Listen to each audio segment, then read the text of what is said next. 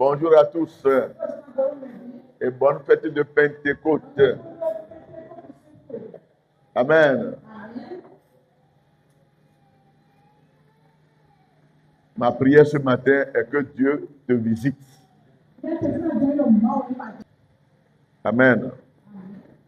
Donc, le thème, c'est sois rempli jusqu'à la plénitude. Et de mercredi, jeudi à vendredi, nous avons préparé le terrain.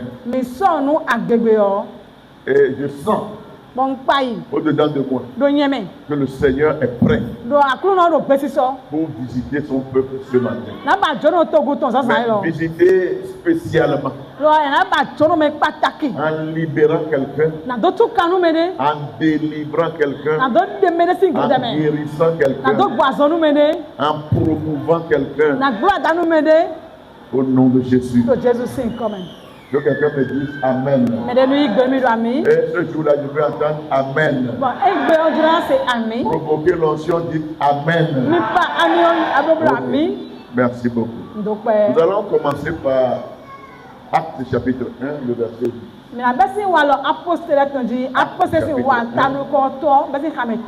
Le verset 8.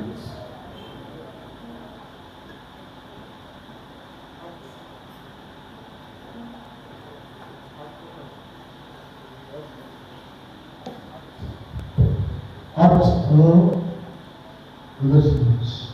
Je lis au nom de Jésus.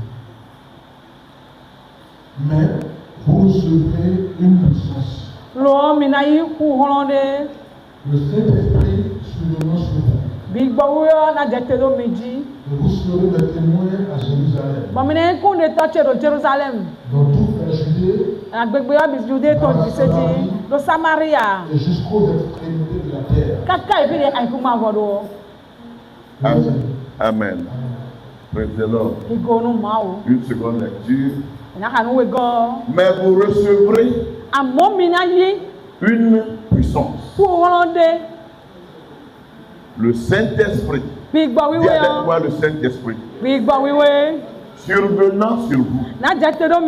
Et vous serez mes témoins à Jérusalem.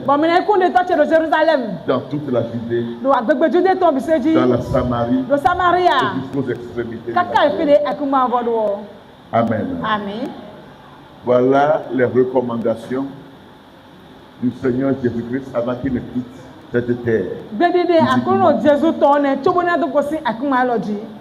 Tous ceux pour qui il est mort, il dit, je fais de vous des témoins. Je fais de vous mes témoins. Mais écoutez ce qu'il dit. Avant de commencer par témoigner, vous attendrez jusqu'à ce que vous recevez la puissance d'abord. Pas de témoignage, pas de ministère, il n'y a rien sans le Saint-Esprit. Non, sans la puissance. Maintenant, la puissance là va venir de qui? De la troisième personne de la Trinité. C'est lui qui descend et c'est lui qui vient nous apportant la puissance de Dieu. Amen. Amen. Ok. Je veux rappeler un peu la promesse du Saint-Esprit. On nous lit Luc, chapitre 4, à partir du 16e verset. Luc 4, le 16e verset. Je lis au nom de Jésus. Il se rendit à Nazareth, où il avait été élevé. Et selon sa coutume, il entra dans la synagogue le jour du sabbat. Il se leva pour faire la lecture. Et on lui remit le livre du prophète Ésaïe. L'ayant déroulé, il trouva l'endroit où il était écrit. L'Esprit du Seigneur est sur moi. Parce qu'il m'a envoyé pour annoncer une bonne nouvelle au pauvres. Il m'a envoyé pour guérir ceux qui ont le cœur brisé. Pour proclamer aux captifs la délivrance. Et aux aveugles le recouvrement de la vue. Pour envoyer libre les opprimés. Pour publier une année de grâce du Seigneur. Verset 1. Ensuite, il roula le livre, le remit au serviteur et s'assit.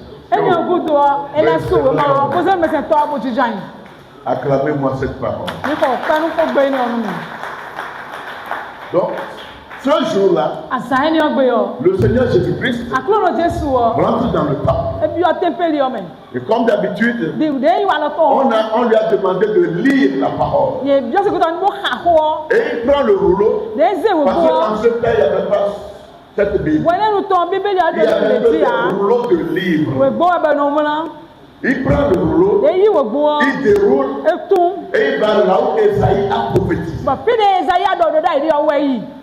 Amen. Et qu'est-ce qu'il fait? Avant, il est debout devant les gens. Il finit la lecture. Il a lu, reprend la lecture. L'Esprit du Seigneur.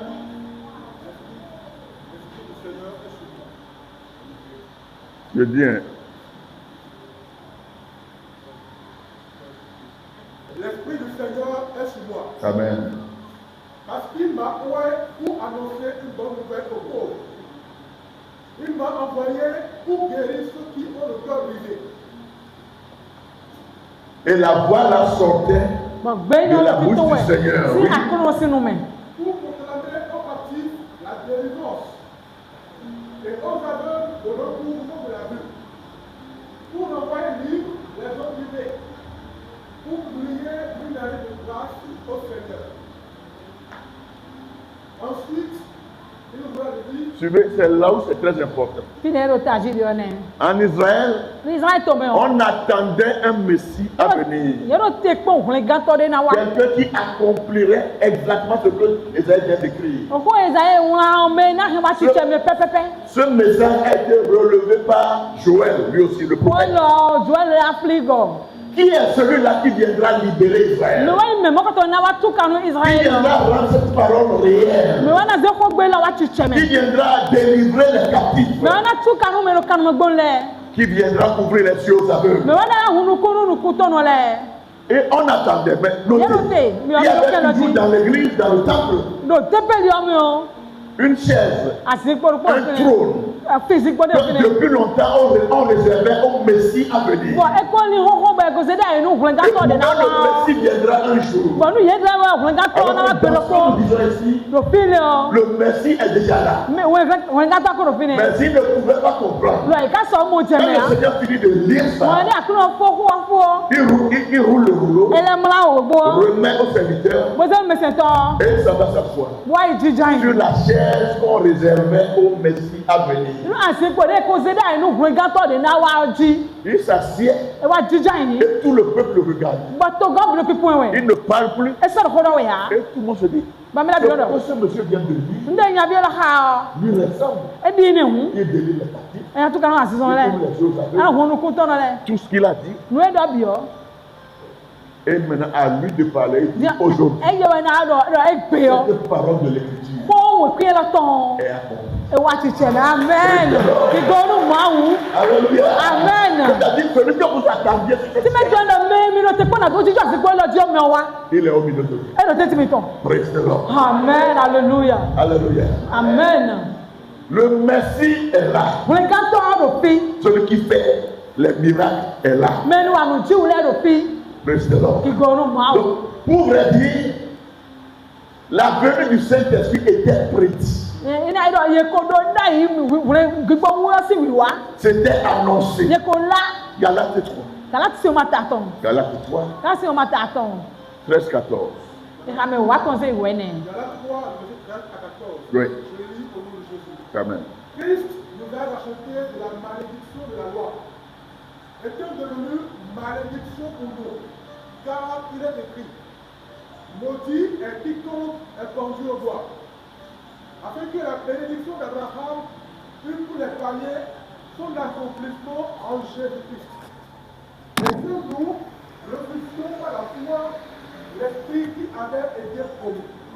Amen. Amen. Afin que nous ressuscitions par la foi l'esprit qui avait déjà été promis. Donc, il y avait l'esprit qui était promis. Et c'est le jour de l'esprit. Quelqu'un me dit Amen. Amen. La nécessité du Saint-Esprit. Pourquoi est-il nécessaire que nous ayons le Saint-Esprit? Suivez très bien ceci. Dans Psaume 68, le verset 29, la Bible dit, ton Dieu exige que tu sois puissant. Quelqu'un ici avec moi? Je relis. Psaume 68. Le verset 29. Ton Dieu exige que tu sois puissant. C'est-à-dire, sans puissance, il n'y a pas de chrétien.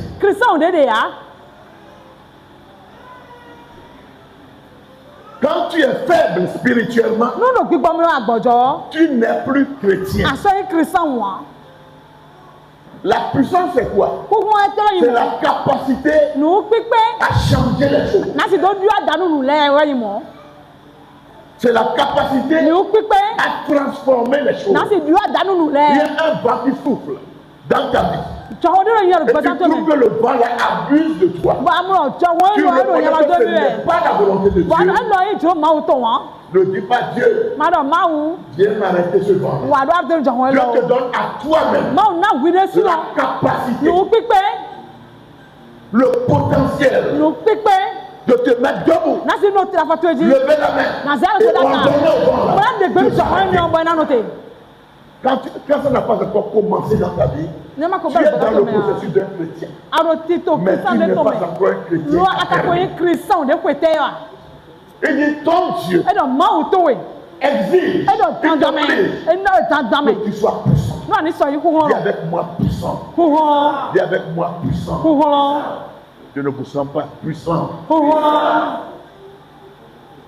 Qui sont ceux qui ont le désir de manifester la puissance de Dieu? Quand ça n'a pas commencé, tu ne ressens pas à Christ.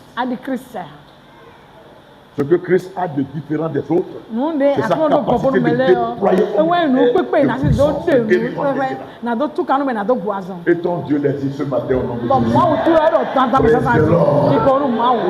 Dans la puissance, il n'y a pas petit, il n'y a pas grand, il n'y a pas ancien, il n'y a pas il n'y a pas femme, il n'y a pas homme, il n'y a pas blanc. Il n'y a pas noir. Nous tous qui acceptons Jésus dans nous sommes appelés à manifester la puissance. Dis encore puissance. Et puissance sort du mot dynamis. Dynamis qui veut dire, c'est dans ça qu'on a sorti le mot dynamite. Qui connaît dynamite ici? C'est un bâton. Comme les bandits que les gens explosent là.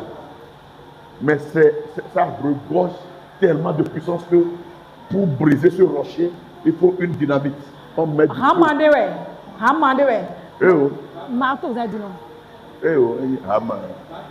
Bagba.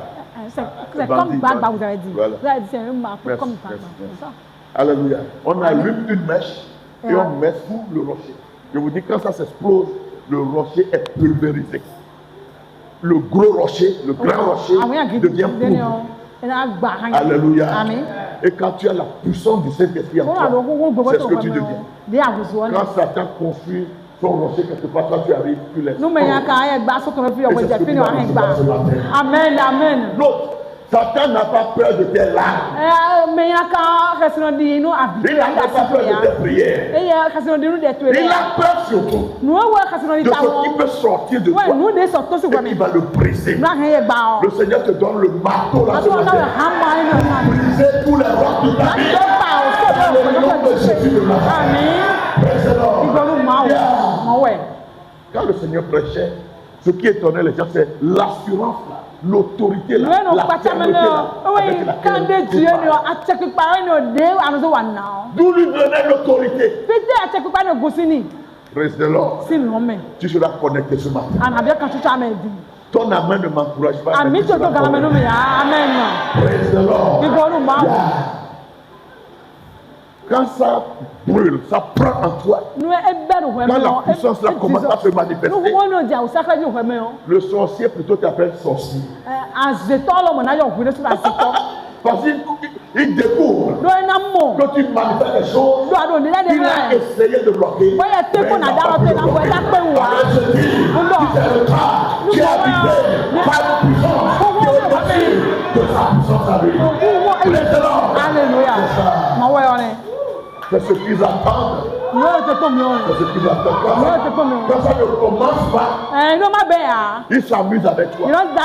Tu te lèves pour aller à l'église. Mais donne-toi à la parole. Et libère. Pour que la puissance du Saint-Esprit puisse résider en toi. Tu verras comment ils vont t'appeler. Ça change. Nous avons tout. Jésus-Christ ne nous a pas laissés ici comme des victimes. Non. Il nous a tout donné avant de partir. Et toi qui n'as pas le tout qu'il a donné avant de partir, ce matin tu vas le recevoir. Amen. Je voudrais tellement que tu manifestes l'envie de sortir d'ici avec puissance. Dis-moi Amen. Amen.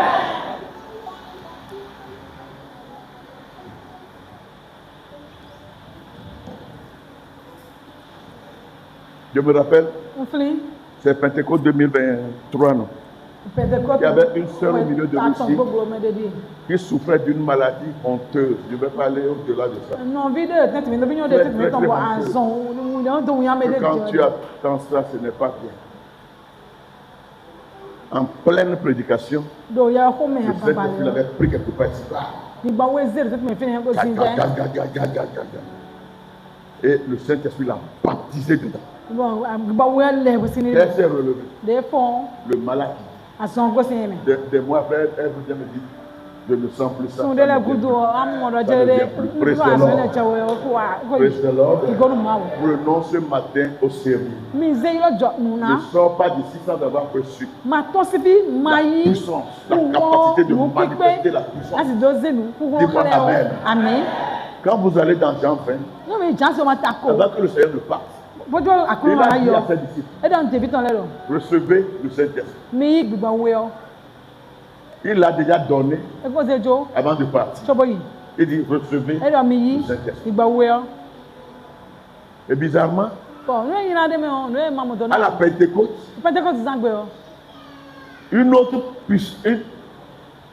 un autre Saint-Esprit, je ne sais pas comment le dire, est descendu du ciel. Et c'est ça qui a baptisé les gens. Donc, on peut avoir l'Esprit sans avoir sa puissance.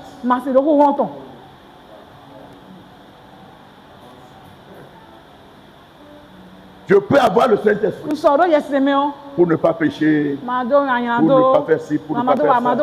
Mais devant un défi, tu peux être terrassé. La puissance, l'onction diffère de la présence seule de l'Esprit. Ce matin, nous sommes venus chercher la puissance. Si tu avais déjà l'Esprit, c'est bon. Mais ce matin, qu'est-ce qu'on vient chercher? Qu'est-ce qu'on vient chercher? Qu'est-ce qu'on vient chercher?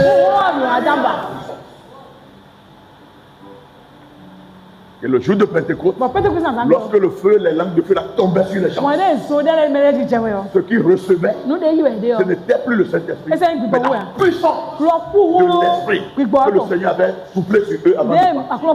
Cette puissance va venir dans ta vie. Oh, ça va venir dans ta vie. Oh, ça va venir dans ta vie. présente mais amen. Dans le nom de Jésus. Dieu aussi comme amen. Qui a besoin de puissance ici? Mais donc on entend. Oh, praise the Lord. Igono mao. Dans Actes, Voilà, apostole. chapitre 19, le verset 1 à 7, on ne va pas lire. L'apôtre Paul était allé dans une ville qu'on appelle Éphèse. D'où les Éphésiens qu'on lit toujours. Éphèse. Et arrivé dans la ville, il a découvert une église dans Éphèse. C'est une église tellement faible. Et rien ne marche dans l'église. Il n'y a pas de vie. À tout moment, c'est comment l'un attaque l'autre. La haine parfaite. Et quand ils ont appris que Paul est venu dans le milieu, ils ont tout fait pour aller le rencontrer. Ils ont commencé par lui parler de leurs problèmes en tant qu'église. Et Paul leur demande de quel baptême avez-vous été baptisé? Parce que c'est là que se trouve le mystère.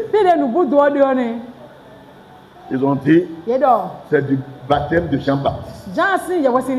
Paul a compris en même temps le problème de l'église. Il dit, Jean-Baptiste a baptisé du baptême de repentance en disant que quelqu'un d'autre vient qui est plus fort et plus puissant que lui. Quand lui sera venu, il vous baptisera de Saint-Esprit et de feu. Donc vous avez besoin du baptême du Saint-Esprit et du baptême de feu. Paul les a pris. Ils sont retournés à l'eau. Il les a rebaptisés d'abord. Alléluia. Amen. Et maintenant, après le baptême, il leur a imposé le Saint-Esprit est descendu sur eux tous. Depuis le jour-là, c'est devenu une église solide. Lorsqu'il n'y a pas le Saint-Esprit dans ta vie, et que la puissance n'est pas là, tu deviens la proie aux petits démons des quartiers. Mais lorsque la puissance est là, tu es une personne crainte. Je prie ce matin que tu sois craint.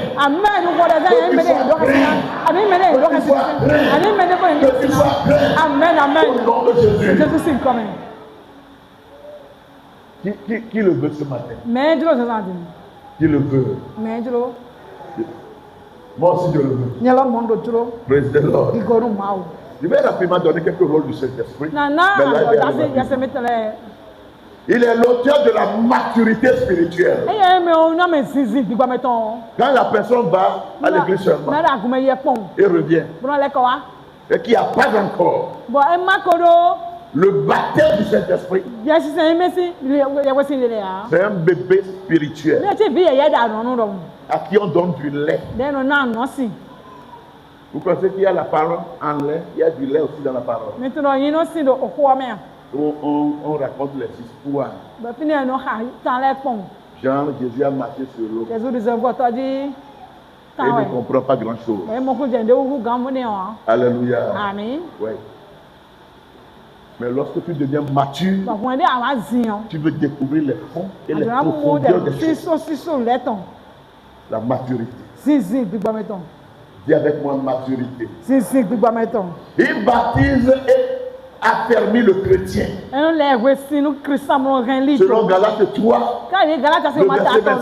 Un verset que j'aime beaucoup. Il dit, vous tous qui avez été baptisés en Christ, vous avez revêtu Christ. Alléluia. C'est comme un manteau. Quand tu reçois ton baptême, il y a un manteau qui tombe sur ta vie. C'est un manteau de puissance, un manteau de protection, un manteau de témoignage. C'est ce que je vous dis pour toi ce matin. Amen. Vous êtes ici avec moi. Oh.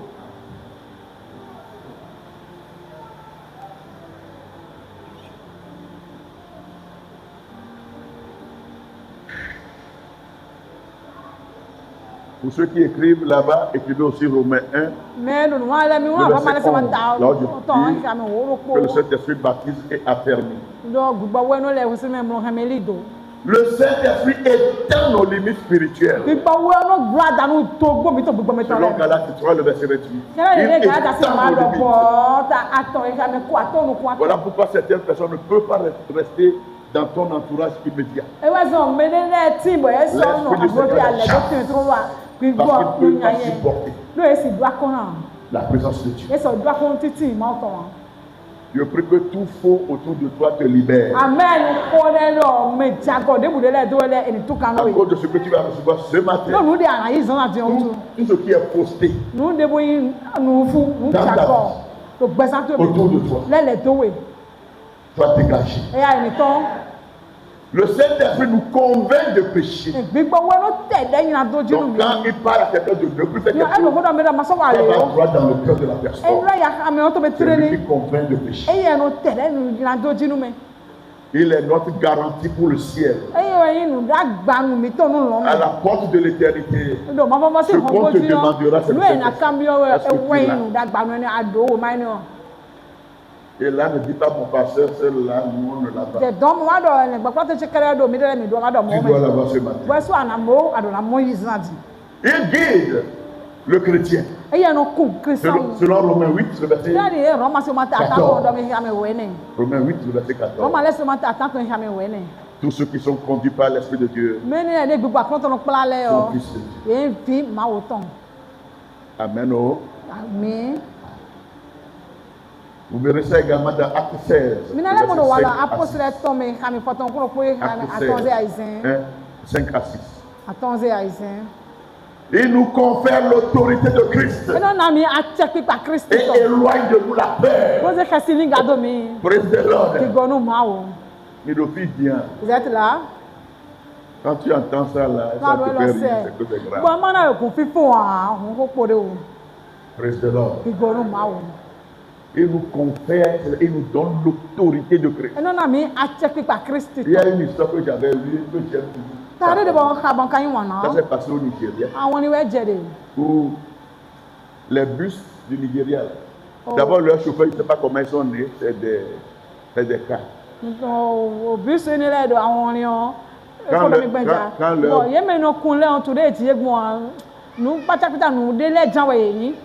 Quand leur car roule, par exemple, même une vieille maman qui veut descendre, c'est pas que le bus va stationner, dit maman, jetez.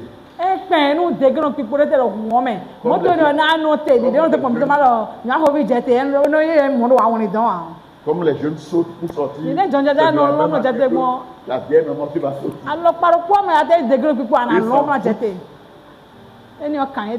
Alléluia. Amen. Et un jour, un bus a ramassé des gens et les a menés à destination. À un moment donné, le chauffeur roule et il freine. Il dit qu'il ne continue plus. Donc, de descendre du bus. Alors qu'il a déjà pris l'argent aux gens. Il n'a pas fait le parcours, n'a pas fini le parcours.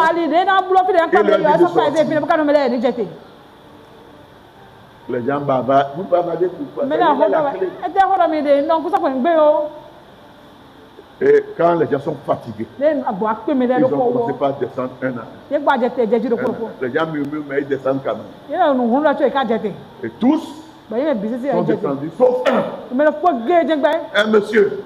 Il était derrière, dans un coin là-bas. C'est-à-dire, c'est comme si on ne lui a rien dit de sortir. Imperturbable. Et le chauffeur se tourne et dit, j'ai dit aux gens de descendre. Il ne parle pas. Le chauffeur dit d'accord. Il retourne le véhicule et il prend direction.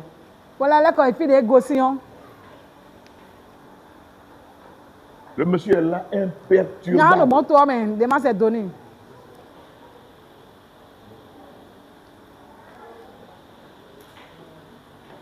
Suivez-moi. Pourquoi nous sommes pas? Amen. Jusqu'à un moment, ou pour la première fois, le monsieur va parler. Il dit, chauffeur, est-ce que tu sais que ce n'est pas tout le monde que tu prends dans ton véhicule qui sont des hommes, des humains?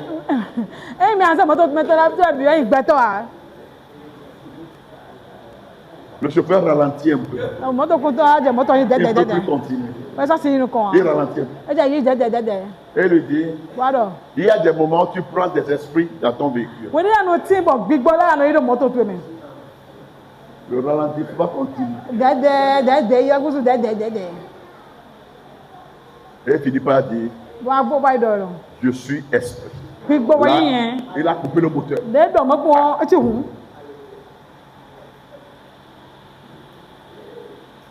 Il a réfléchi. Le chauffeur. Et il demande au monsieur, tu es allé où?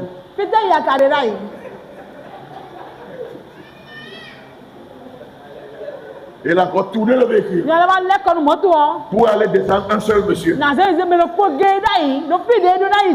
à la station, le monsieur doit descendre. Le monsieur dit non, que je descends. Il dit non. Votre maison est où? Je vous dépose à la maison. Et il est allé le déposer chez lui à la maison. Quand tu ne sais pas qui tu es, et quand tu ne sais pas confesser l'autorité que tu as, tu vas subir ce que d'autres subissent. C'est à toi de savoir qui tu es. Mais pour le savoir, il faut aller ici. La nature nous a gavé de mensonges, de négation, de faiblesse, de propos. Praise the Lord. Mais ce que Dieu veut, c'est quoi? C'est que tu formates ces mensonges. Formater, c'est effacer, c'est enlever, et les transformer, les changer par ceci. Les vérités bibliques. Que ça tu fasses place au-dedans de toi. Garde ton âme de ça. Et tu sauras qui tu es.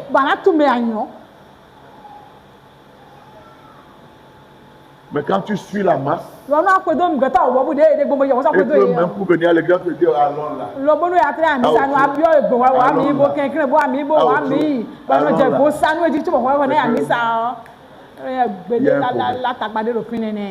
Alléluia.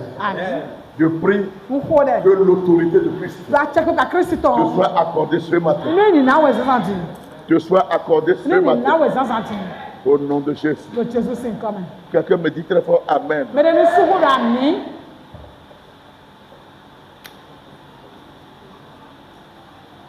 Le Saint-Esprit, c'est notre certificat d'origine.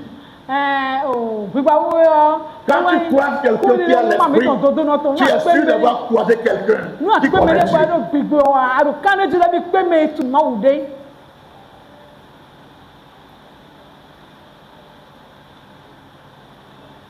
Ils sont allés jusqu'à demander au Seigneur, mais de qui tu sais cette autorité-là pour faire tout ça là dans Israël.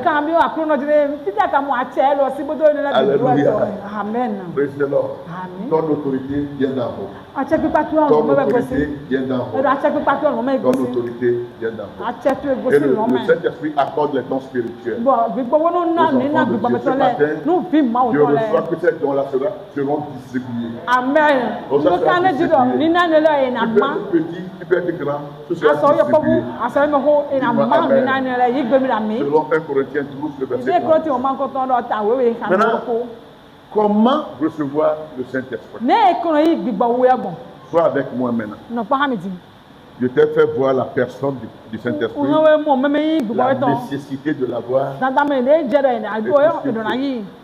Maintenant, comment le recevoir? Comment l'avoir?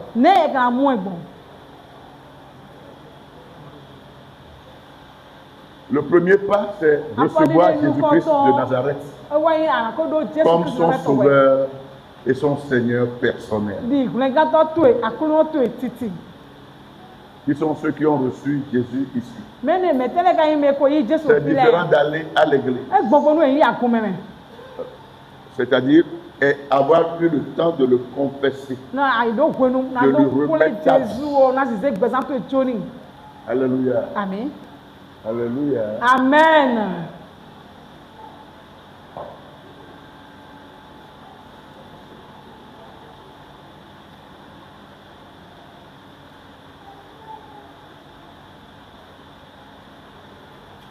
Il y a une dame que les braqueurs ont voulu tuer. Avec couteau. Et la menace était grave. La menace était grave. La dame ne dit qu'une seule chose.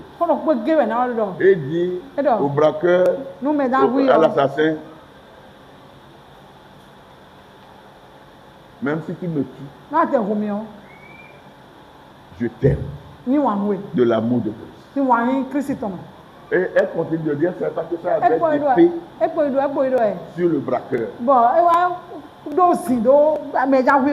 Le monsieur, comme elle dit, monsieur, je dis, même si tu me tues, la petite cellule de mon corps continuera de crier dans tes oreilles que moi, je t'aime de l'amour de Christ. Peut-être que le monsieur a abandonné. Et en abandonnant, il courait, on ne sait pas ce qu'il a dit. Il fuit, alors que la dame était après. Praise the Lord. Je ne sais pas si tu sais ce que tu viens chercher ici ce matin. Ça va tomber sur ta vie. Ça va descendre dans ton vie. Au nom de Jésus. D'abord recevoir Christ comme son Seigneur. Et Dieu va la main de ceux qui ont confessé Jésus-Christ comme leur Seigneur et Sauveur. Dieu va les mains. Si tu n'as pas confessé ça, reconnais-le humblement. Il n'y a même pas de honte dedans. On va t'aider à le recevoir parce que c'est capital. Je veux revoir les mains de ceux qui ont confessé Jésus. Officiellement confessé Jésus.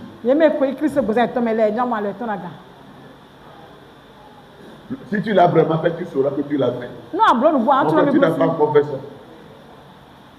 Toi au moins, je connais ton cas. Voilà. Alléluia. Donc c'est ceux qui ont reçu Christ. Merci beaucoup. Suivez. Il y a une question. Est-ce qu'on peut recevoir le baptême du Saint-Esprit avant d'être baptisé d'eau?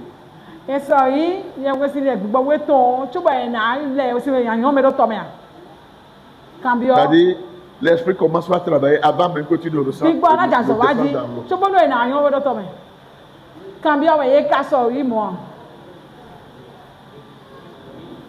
C'est oui.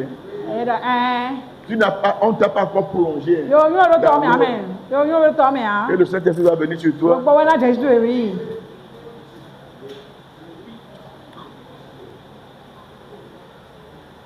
Amen. Amen. C'est oui. Et ça a été mon cas. C'était mon cas. Maintenant, au deux, désirer être rempli jusqu'au débordement. Hello? Est-ce qu'il y a un verbe quelque part ici?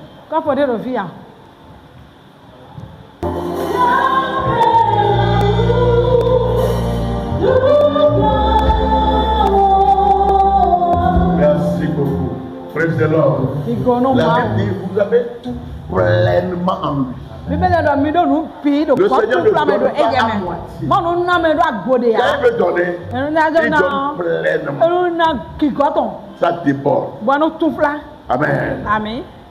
Quelqu'un tient pour que tout le monde voie le verre. Suivez. Voici le verre qui représente le corps. Et voici l'eau qui est le symbole du Saint-Esprit.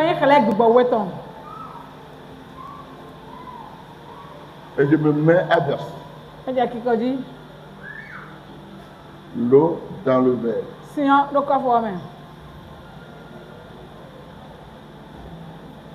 Et ça va vers le plein. Et je continue de verser. Qu'est-ce qui va se passer? Il y a quoi? Il y a débordement. Et le débordement là, lorsque l'Esprit vient sur toi,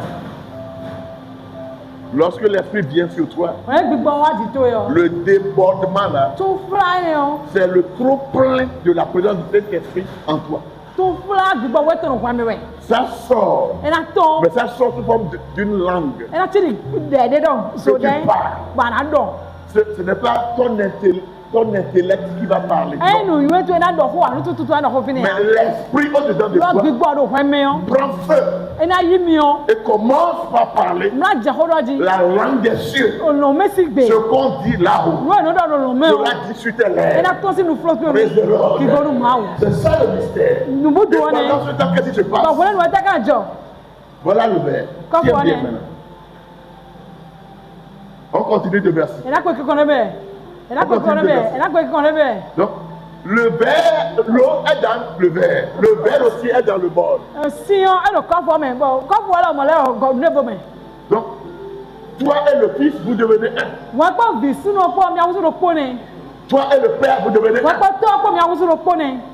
Donc, amen, beau. Tu es dans le père. Le père est en toi. Le fils en toi. Toi dans le fils. Et vous devenez une communion parfaite. C'est là où se trouve le mystère. Qui fait que juste après, quand tu bois ce bon, ça devient petit. Tu n'as plus peur de rien. Tu peux maintenant oser. Tu vas à l'attaque. Tu ne seras plus seulement un défenseur. Tu supportes maintenant les crises avec patience. Tu ramènes le résultat. Praise the Lord. Il y a certains, ils sont remplis comme ça. Maintenant, ce matin, ils vont déborder. Praise the Lord. Ils vont déborder.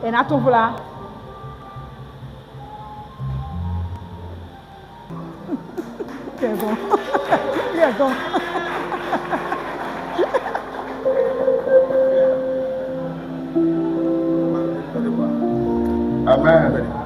Donc désirer, il faut désirer être rempli jusqu'au débordement, ou bien jusqu'à déborder.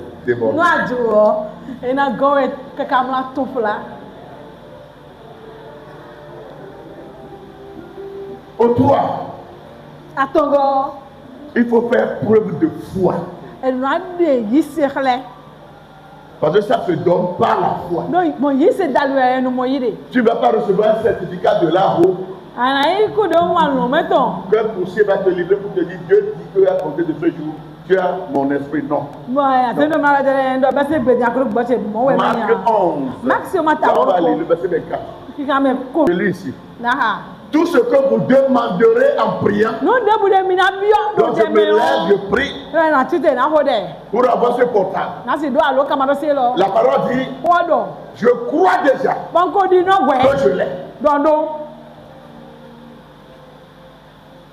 Donc ce n'est pas que quand je vais finir la prière, que le portable sera envoyé. Spirituellement, elle ne marche pas. Tout ce que je demande en priant, je crois que je l'ai reçu. Pas que je vais le recevoir. Parce que pour avoir prié pour ça, je crois que j'ai déjà la chose. Jusqu'à ce que la chose se matérialise dans ma vie.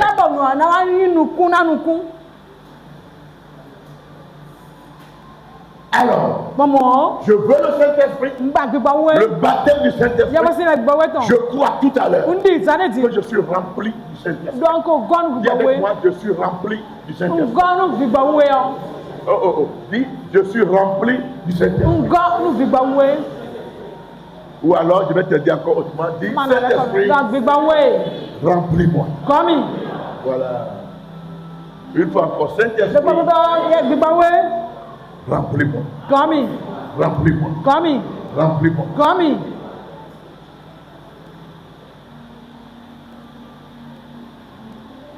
Donc je crois. Ou bien croyez que vous l'avez reçu. Et si vous croyez, vous le verrez s'accomplir. Amen. Donc ça ne vient pas, ce n'est pas quand je suis en train de parler en langue que le Saint-Esprit va venir. Non. Il est déjà venu. Je l'ai déjà reçu. Et je suis sûr, au moment venu, les langues vont sortir aisément. Amen.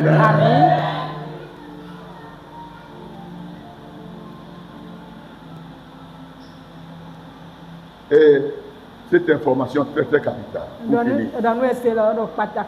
La preuve que j'ai reçu le Saint-Esprit, que je suis rempli,